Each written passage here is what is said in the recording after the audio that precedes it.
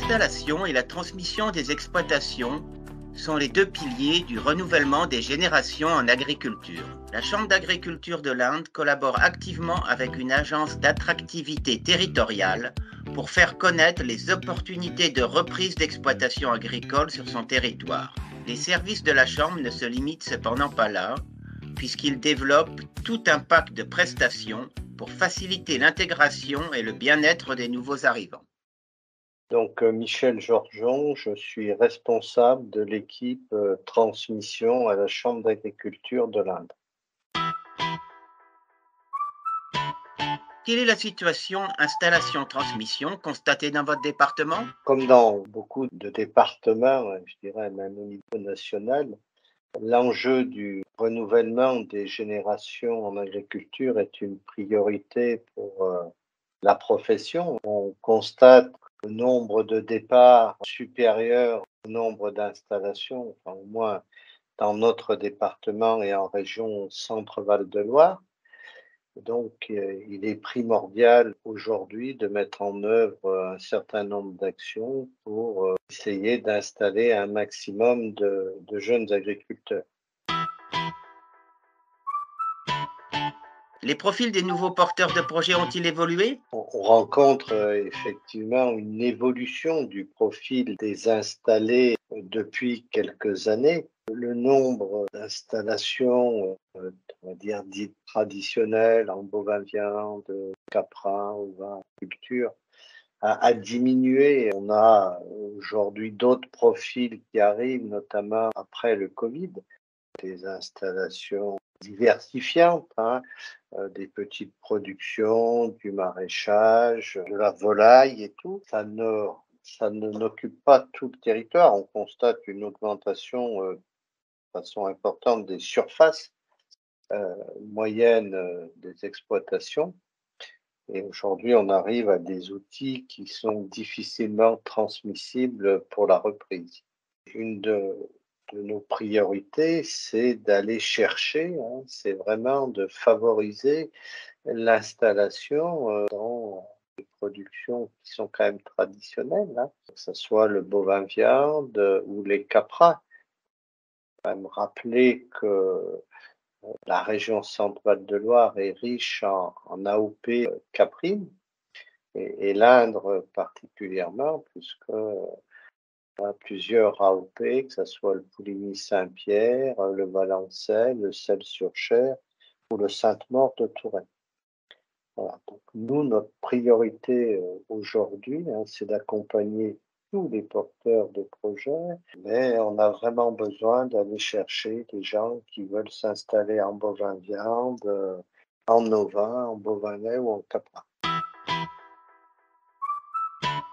Qu'est-ce que la Chambre d'agriculture déploie comme action pour attirer de futurs installés résidant hors du département?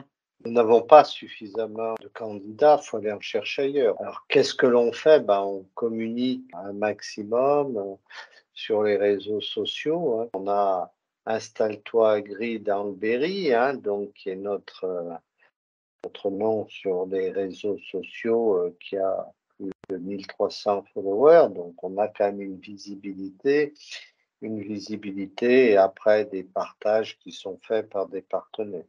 Et puis, on a la chance, dans notre département, d'avoir une agence d'attractivité.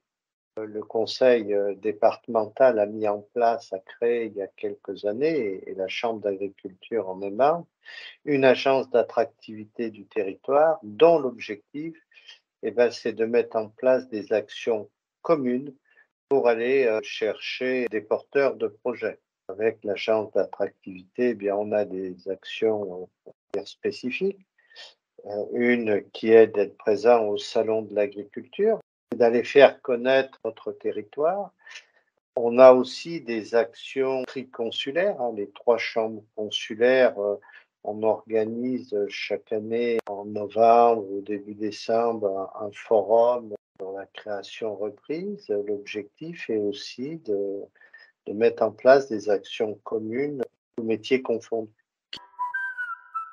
Quels moyens la Chambre d'agriculture et ses partenaires mettent-ils en œuvre pour assurer une bonne intégration des nouveaux installés? Quand les candidats l'installation ou la réinstallation arrive et qui ne sont pas issus du département, on a mis en place, la chambre d'agriculture de l'Indre, un accompagnement, on va dire, un package global. C'est-à-dire les accompagner bien évidemment dans la réalisation, de leur étude économique, les appuyer dans, des discussions avec les cédants pour formaliser, la reprise. Et ce qui est important, c'est que quand quelqu'un arrive, souvent, ne connaît pas le territoire.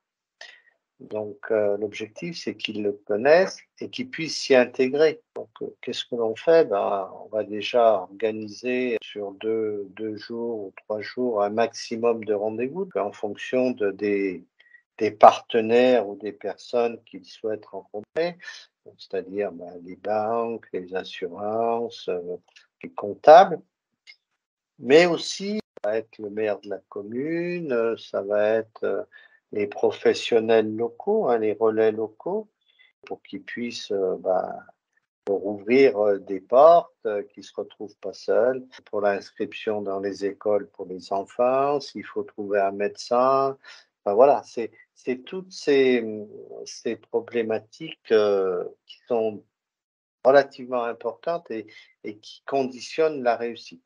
Et ça, c'est une des missions, ben, de l'agence d'attractivité, puis nous, chambre d'agriculture, que l'on fait pour que les gens qui arrivent se sentent bien et se disent: «Ben, je ne suis pas perdu». En dehors de l'environnement strictement professionnel et local, d'autres initiatives sont-elles mises en œuvre? Il y a des dispositifs, tels Rejoindre, qui est porté, par Châteauroux Métropole au niveau départemental, hein, qui permet vraiment d'insérer, toutes les personnes qui sont pas du département et de mixer les profils, de mixer un agriculteur avec un cadre dans une entreprise ou un médecin. Ben, ça permet aussi, ceux qui arrivent, de ne pas rester que dans leur milieu agricole. Et de connaître, de se faire leur réseau social, c'est quand même ce qui permet d'être une réussite, d'être bien dans sa tête, ce qui permet d'être bien dans son travail.